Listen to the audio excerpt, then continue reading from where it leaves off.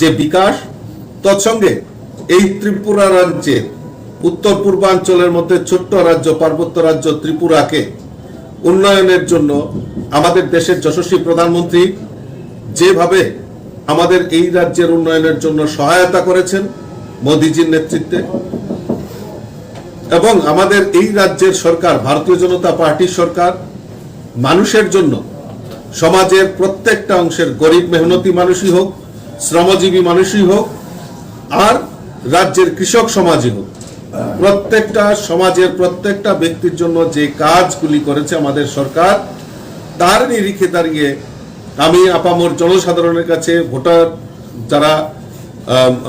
ভোটাররা রয়েছেন তাদের কাছে আমি আপিল করছি, আবেদন রাখছি যে আপনারা আগামী 16ই ফেব্রুয়ারি ভারতীয় জনতা পার্টিকে বিপুল ভোটে জয়যুক্ত করার জন্য আবেদন রাখছি।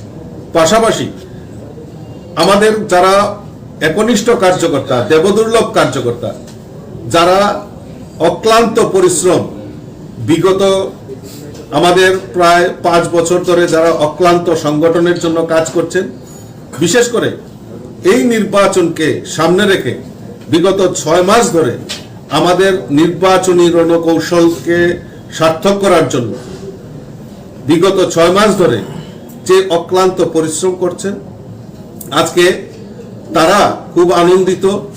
আজকে থেকেই ওনারা মাঠে নেমেছেন এবং আমার দৃঢ় বিশ্বাস এই দেবদুর্লভ কার্যকর্তাদের অক্লান্ত পরিশ্রম এবং আমাদের যারা আমাদের ভোটার, তাদের প্রতি আমাদের এই আবেদন, আর আমার দৃঢ় বিশ্বাস যে আগামী 2023-এর যে নির্বাচন, সেই নির্বাচনে ভারতীয় জনতা পার্টির সরকার পুনঃপ্রতিষ্ঠা হবে, সেটা আপনাদের মাধ্যমে অলক করে বলতে পারি। আজকে রাজ্য রাজনীতির মধ্যে একটি অনাকাঙ্ক্ষিত ঘটনা সংঘটিত হয়েছে মজলিশপুর বিধানসভা কেন্দ্রে। এই কেন্দ্রে কংগ্রেসের যিনি পর্যবেক্ষক, তিনি নাকি আক্রান্ত হয়েছেন। সেই নেপথ্যে আপনাদের দিকে অভিযোগের তীর ছোড়া হচ্ছে। একজন বিধায়ক যিনি রয়েছেন কংগ্রেসের, ইনি হাসপাতালে ছুটে গিয়েছেন এবং বারবার অভিযোগ তুলছেন সরকার নাকি ক্ষমতা হারানোর ভয়ে সন্ত্রাসের পথ অবলম্বন করেছে। 2023 বিধানসভা নির্বাচনে বিজেপিকে গণতান্ত্রিক পদ্ধতিতে ক্ষমতাচ্যুত করে এনারা সরকার প্রতিষ্ঠা করবে। দেখুন, দিবা স্বপ্ন অনেকেই দেখতে পারেন।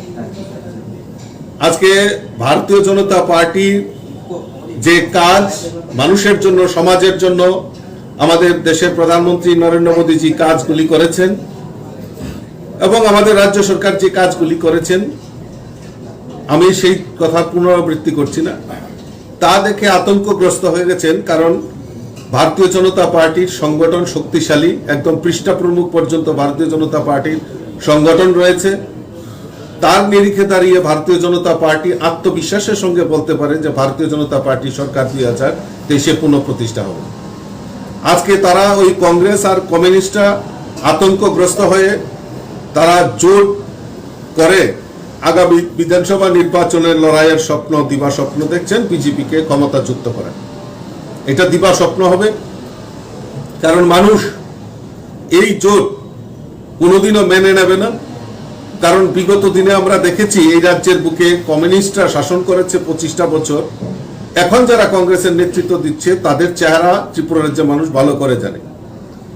তারা কোনো সময় সিপিএম এর তল্পি বাহক হয়ে কাজ করেছেন, কোনো সময় আবার তৃণমূলের হয়ে কাজ করেছেন, কোনো সময় বিজেপির হয়েও কাজ করেছেন, বিজেপিও তাদেরকে সুযোগ দিয়েছে। এখন আবার নতুন করে কংগ্রেস এবং সিপিএম মিলিতভাবে এই রাজ্যের বুকে ক্ষমতায় আসার দিবা স্বপ্ন দেখছেন। মানুষ তাদেরকে উপযুক্ত জবাব দেবে। মানুষ আজকে জানতে চায় 25টা বছর যারা কংগ্রেস করেছে, যাদের জীবন যৌবন জলাঞ্জলি দিয়েছে কংগ্রেসের জন্য, আজকে সেই কংগ্রেসই যারা কংগ্রেস কর্মীরা, তারা কেউ না কেউ আক্রান্ত হয়েছেন, নিহত হয়েছেন। আজকে তারা প্রশ্ন রাখতে চায় ওই কংগ্রেসী নেতাদেরকে যে আমাদের জীবন যৌবন বাজি রেখে আমরা বিরোধী দল করেছি, আজকে তার পরিণাম কি হয়েছে। আজকে সেই নীতি আদর্শ সমস্ত কিছু জলাঞ্জলি দিয়ে নিজেদের চরিত্রকে চরিতার্থ করার জন্য আজকে তারা আতাতের স্বপ্ন দেখছেন, দিবা স্বপ্ন দেখছেন ক্ষমতায় আসে। সেই কংগ্রেস কর্মীরা যারা আজকে দীর্ঘদিন কংগ্রেসের নীতি আদর্শকে মান্যতা দিয়ে যারা কংগ্রেস করেছেন, বহু কংগ্রেসি কার্যকর্তা নিহত হয়েছেন, বহু কংগ্রেসি নেতা নিহত হয়েছেন। আজকে তাদের পরিবারগুলি জানতে চায় ওই কংগ্রেসি নেতাদের কাছে। বিশেষ করে মধুসূদন সাহা, একদম আগরতলার প্রাণকেন্দ্রের বুকে কংগ্রেসের প্রাক্তন বিধায়ক, সিপিএম এর সময় তাকে প্রাণ হারাতে হয়েছে, আজ পর্যন্ত ত্রিপুরা রাজ্যের মানুষ জানতে পারেনি। কংগ্রেস করার সুবাদে এরকম বহু নেতা প্রাণ হারিয়েছেন। আজকে সিপিএম এর প্রাক্তন মন্ত্রী বিমল সিনহাকে হত্যা করা হয়েছে, তখনও সিপিএম এর সময়। তো এই কারণে আজকে ত্রিপুরা রাজ্যের যারা কংগ্রেস এবং কমিউনিস্টের যারা নীতি এবং আদর্শকে নিয়ে লড়াই করেছে, তারা কেউ মেনে নেবে না। আর তাদের এই জুটকে মানুষ কোনোদিন পছন্দ করেনি। তো তারই আজকে বহিঃপ্রকাশ হয়েছে। সহজ কথায় ভারতীয় জনতা পার্টিকে দোষারোপ করে তারা পার পাওয়ার চেষ্টা করছে, কিন্তু এই রাজ্যের জনগণ সচেতন, রাজনৈতিক সচেতন। তাদের উপযুক্ত জবাব দেওয়ার জন্য আগামী 16ই ফেব্রুয়ারি তারা দিন ধার্য করে নিয়েছে। রাজীববাবু, আমার দু একটা প্রশ্ন ছিল আপনার কাছে। এক নম্বর হচ্ছে, কবে নাগাদ আপনাদের প্রার্থী পদের ঘোষণা হতে পারে?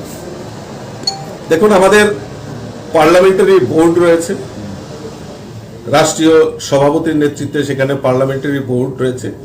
সেই বোর্ডের সিদ্ধান্ত অনুযায়ী সেখানে নীতি নির্ধারণ হবে এবং সেখানেই তালিকা ঘোষণা করা হবে। তার আগে আমাদের মাননীয় পর্যবেক্ষক মহেশ শর্মাজিও কালকে আসছেন, চুনাও প্রভারী যিনি রয়েছেন মহেন্দ্র সিংজিও আসবেন, আমাদের সংগঠন মন্ত্রী ফণীদাও কালকে আসছেন, ফণীন্দ্রনাথ শর্মা, এবং আমাদের সম্বিত পাত্রাজিও 1-2 দিনের মধ্যে আসবেন।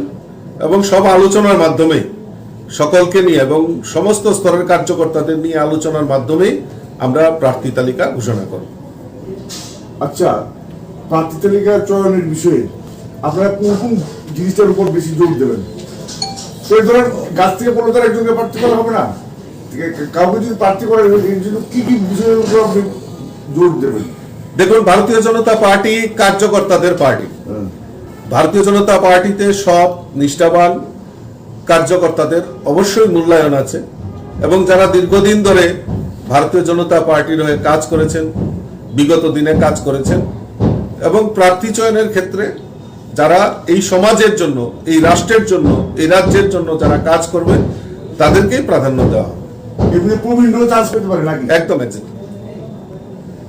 আর জিনিস, আপনাদের মধ্যে কি আমি জানি না, আমাদের কিন্তু প্রেসিডেন্ট, এই দলের প্রেসিডেন্ট, এই রাজ্য কমিটির প্রেসিডেন্ট, আপনি কি প্রার্থী হতে পারেন? দেখুন, আমি প্রথমে বলেছি যেটা আমাদের পার্লামেন্টারি কমিটি রয়েছে, পার্লামেন্টারি কমিটি সেটা নির্ধারণ করে। তো আমি কোথায় প্রার্থী হব বা আমি হব কিনা হব, সেটা আমাদের দিল্লি নেতৃত্ব, কেন্দ্রীয় নেতৃত্ব স্থির করবে। মুখ্যমন্ত্রী প্রসেস করা হবে কাকে? দেখুন, এটা দলীয় সিদ্ধান্ত, আমরা সেটা পরে আমরা যদি সিদ্ধান্ত নেই নিশ্চয়ই আপনাদেরকে জানিয়ে দেবো, সঠিক সময়ে সঠিক জায়গায় জানিয়ে দেবো। প্রার্থী মধ্যে নিজেদের মধ্যে কোনো দ্বন্দ্ব, কোনো দ্বন্দ্ব এগুলোকে আশা করেন আপনি? না, দেখুন, ভারতীয় জনতা পার্টি গণতন্ত্রতে বিশ্বাস করে এবং সমস্ত স্তরের কার্যকর্তাদের নিয়েই, আমি যেটা প্রথমে বলেছি, ভারতীয় জনতা পার্টি কার্যকর্তাদের পার্টি, কার্যকর্তাদের আলোচনার মাধ্যমেই আমরা প্রার্থী তালিকা, প্রার্থী চয়ন করব। অ্যাকচুয়াল প্রচার কবে থেকে শুরু করবেন আপনি? টিম প্রচার না, আমাদের প্রচার তো অলরেডি শুরু হয়ে গেছে। নির্বাচনকে কেন্দ্র করে না, নির্বাচনকে কেন্দ্র করে তো আপনারা দেখেছেন যে আমাদের অলরেডি আমাদের প্রচার অভিযান শুরু হয়ে গেছে। আমাদের 18 ডিসেম্বর আমাদের ভারতবর্ষের প্রধানমন্ত্রী নরেন্দ্র মোদীজি আমাদের এই রাজ্য সফরে এসেছেন। আমাদের রথযাত্রা, যেটা জনবিশ্বাস যাত্রা হয়েছে, সেখানে আমাদের অমিত ভাই শাহজি এসছেন, সর্বভারতীয় সভাপতি জেপি নাড্ডাজি এসছেন। এরকম আমাদের মধ্যে প্রচার অভিযান, আমরা আমাদের মাঠে ময়দানে আমাদের কার্যকর্তারা, আমাদের পৃষ্ঠা প্রমুখরা, অলরেডি আমাদের বুথ অফিস নির্মাণ হয়ে গেছে সমস্ত জায়গায়। গত 15 তারিখে আমাদের সমস্ত বুথ অফিস উদ্বোধন হয়েছে এবং আজকে সমস্ত জায়গায় স্কোয়াডিং হচ্ছে, মোর্চাদের সম্মেলন হচ্ছে। আমরা সবাই মানুষের মধ্যে রয়েছি, মানুষ এবং কার্যকর্তারা সবসময় কাজের মাধ্যমেই আমরা ব্যস্ততার মধ্যে দিয়ে এই সংগঠনের আগামী নির্বাচন লড়াইয়ের প্রস্তুতি নিয়ে নিয়েছি। জয়ের ব্যাপারে কতটুকু আশাবাদী যদি বলি, আপনি বলবেন হয়তো, তবে আগেও বলেছেন 7টা বেজে 7টা আসলে আমরা জয়লাভ করবো। আপাতত দৃষ্টিতে এটা তো অসম্ভব, আমার ব্যক্তিগত মতামত। আপনার কি মনে হয়? দেখুন, লক্ষ্য যদি স্থির থাকে তো আমাদের জয় নিশ্চিত। আমি সভাপতি হওয়ার পর থেকে আমি একটা কথা বলে আসছিলাম যে আমরা ভারতীয় জনতা পার্টি সরকার 2023-এ পুনঃ প্রতিষ্ঠা হবে, আর 60টি বিধানসভায় 60টিতেই ভারতীয় জনতা পার্টি পদ্ম ফুল ফুটবে। সেটা আমার উক্তিটা বাস্তবায়নের লক্ষ্যে এগুচ্ছে এই কারণে, কারণ আপনারা দেখেছেন যে আমাদের ভারতবর্ষের যশস্বী প্রধানমন্ত্রীর যে প্রোগ্রাম, আমাদের জনবিশ্বাস যাত্রা, প্রত্যেকটা কার্যক্রমে মানুষের যে স্বতঃস্ফূর্ততা, মানুষের যে আশা, এবং আমার বিশেষ করে আমার দেবদুর্লভ কার্যকর্তাদের যে উৎসাহ, সেটা থেকে প্রমাণিত হয় যে আমরা ভারতীয় জনতা পার্টি সরকার, 60-এ 60 ভারতীয় জনতা পার্টি সরকার।